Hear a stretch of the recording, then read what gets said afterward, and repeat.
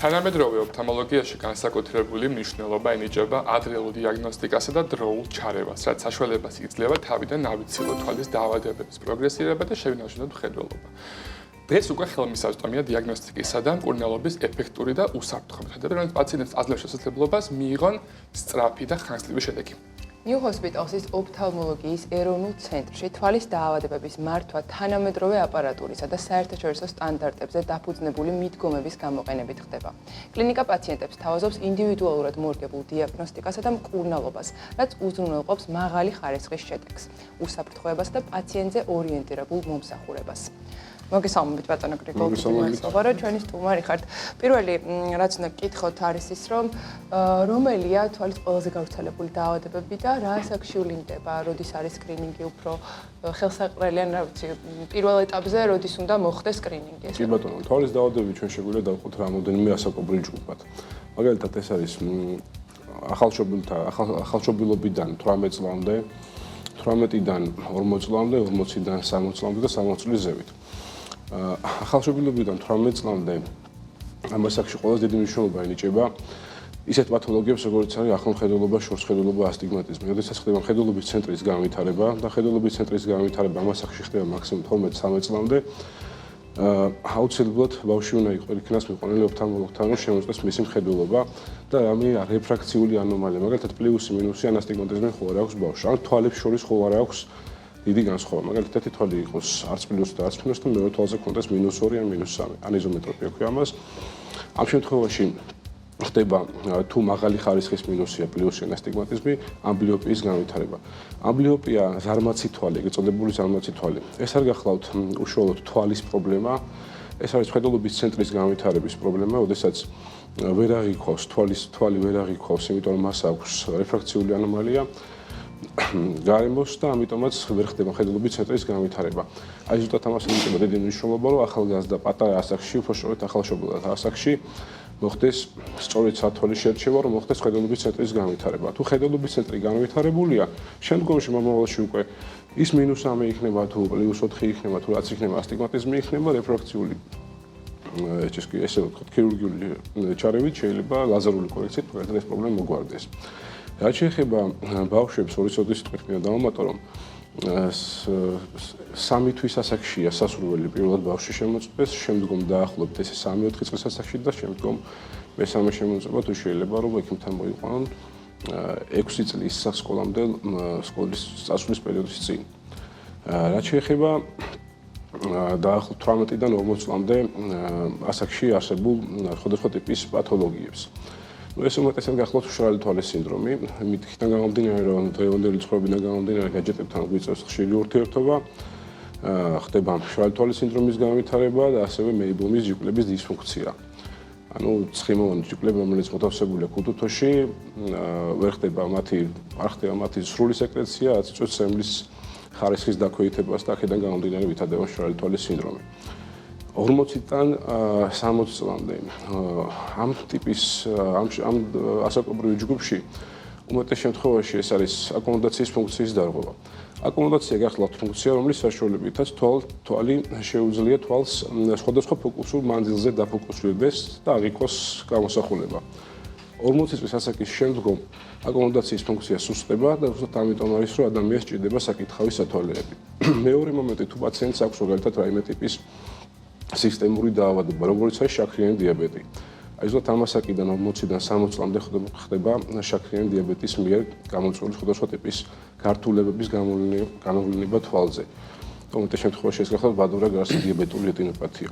ამიტომაც ამ ასაკშიც ძალიან მნიშვნელოვანია და ამასთან ერთად 40 წლის ზევით სასურველიც კი აუცილებელიც არის, რომ პაციენტმა მაგალითად წელიწადში ერთხელ გადაიმოწმოს თვალის წნევა. პრევენციის მიზნით მაინც რა. დიახ, თვალის წნევა. 60 წლის ზევით ხანდაზმული ასაკი, ხანდაზმულ ასაკში უკვე არის ის პათოლოგიები, როგორც არის კატარაქტა, როგორც არის გლაუკომა, თუმცა გლაუკომის ასაკი გაახალგაზრდავდა და უფრო ესე ვთქვათ, გარდამავალ ასაკშიც გადმოვიდა. და ასევე ასაკობრივი დეგენერაციები, თვალის ფსკერის ასაკობრივი დეგენერაცია. ძალიან მნიშვნელობა აქვს ყველა ოფთალმოლოგიური დაავადების დროულ დიაგნოსტირებას. ამიტომაც თუ აქვს საშუალება ადამიანს, ჯობია რომ 40 წლის ზევით თვალისწინებაც წელიწადში გადაამოწმოს, თუ რაიმე სისტემური დაავადება არ აქვს, მაგალითად შაქრიანი დიაბეტი, მაგალითად რევმატოიდული ართრიტი, ან სხვა რაიმე ტიპის პათოლოგია, 2 წელიწადში, 3 წელიწადში ერთხელ მაინც მიმართოს ექიმს. დიახ. რაც მინდა გითხრათ, რომელი არის ის სიმპტომები, რომელიც აუცილებლად საჭიროებენ ექიმთან ვიზიტს და რომელიც არ მოიცდის ერთი კვირა და ერთი თვე და აუცილებელია მაშინ. კი ბატონო, ნახეთ, ეს არის ესე ვთქვათ, საგანგაშო სიმპტომები და ასე ვთქვათ, სიმპტომები, რომლებიც სასურველია, რომ ექიმთან მივიდეს პაციენტი.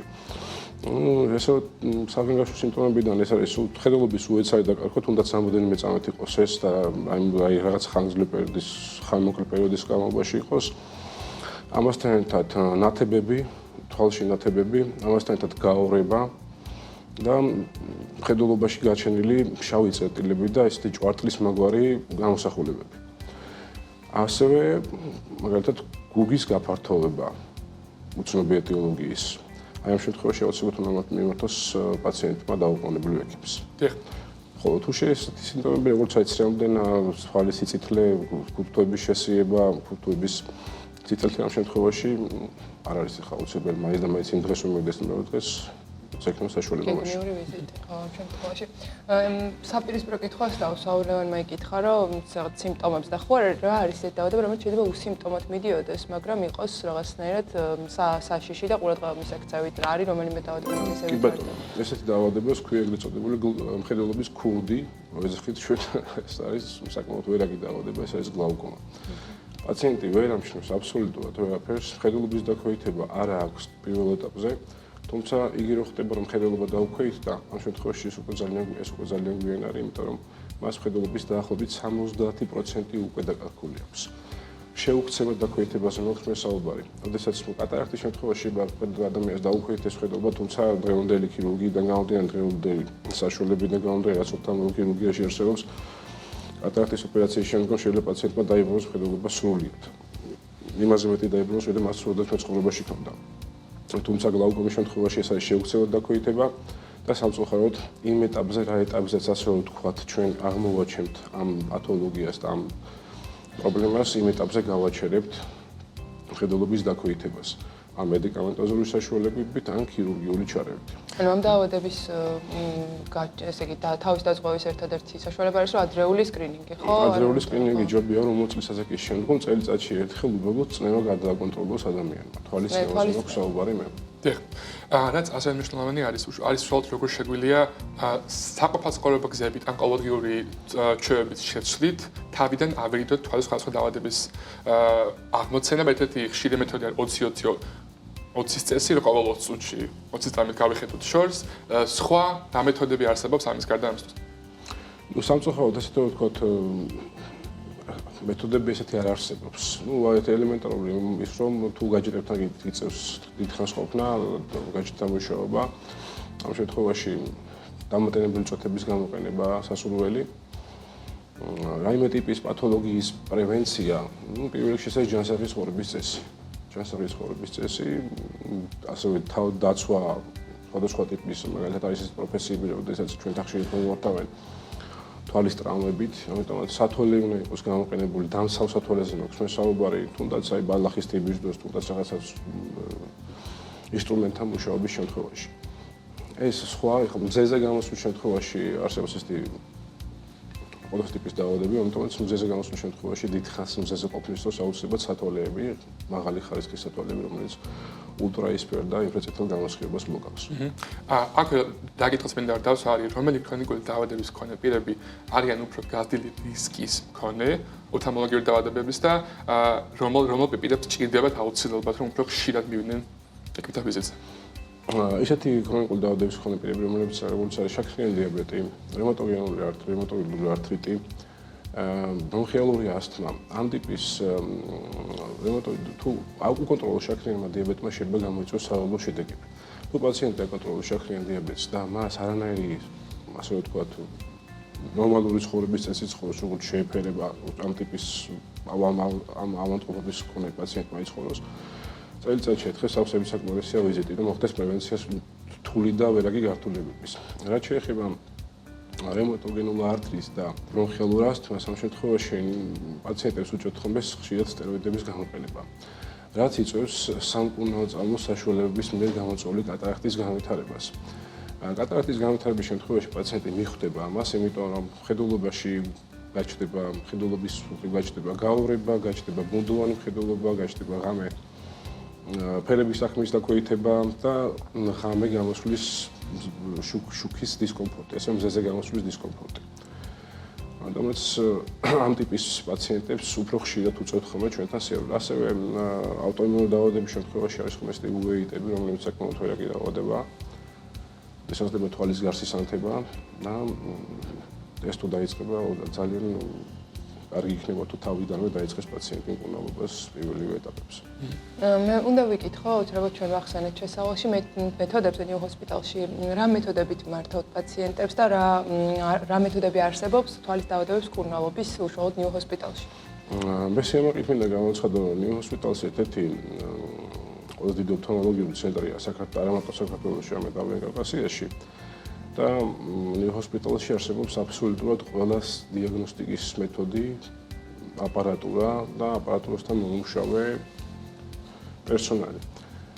მარტო აპარატურა ხარაფერს აწყვეტავს ადამიანში, კლინიკაში მქონდეს აპარატურა, თუმცა თუ მისი მუშაობა არ იცის, როგორც საჭიროა, ამას დიდი შედეგი არ მოაქვს. ამიტომაც ნიუ ჰოსპიტალში პრეოპერაციულად თუნდაც ჩატარებული ის კვლევები პირდაპირ შედეგს იძლევა პოსტოპერაციულ პირდაპირ გავლენას იძლევა პოსტოპერაციულ შედეგებზე.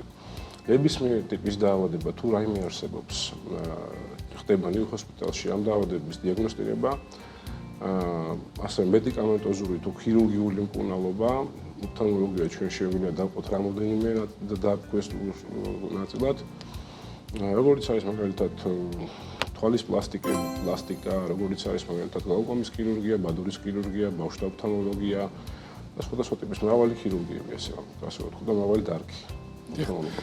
და ბოლო კითხვაც მინდა ასე ვთქვათ, რომ ხშირად ოფთალმოლოგიური ჩივილები არ არის დამოუკიდებლად აღმოცენებული, არამედ შეიძლება იყოს მანიშნებელი ნიშანი სხვა სისტემური დაავადების. როდის საჭიროა ოფთალმოლოგიური პრობლემის აღმოცენება, უფრო დაკვირვებას რამე ქრონიკული დაავადების საწყის ეტაპზე არ ვიყოთ.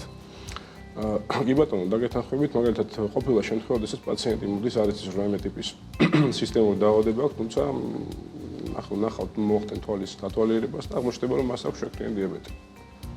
ვერაფერს ვერ ხდება პაციენტი, უბრალოდ მოვიდა 40-45 წლის ასაკში, აპარატო თვალებსკეს ნახავ, მას აქვს დიაბეტური რეტინოპათია.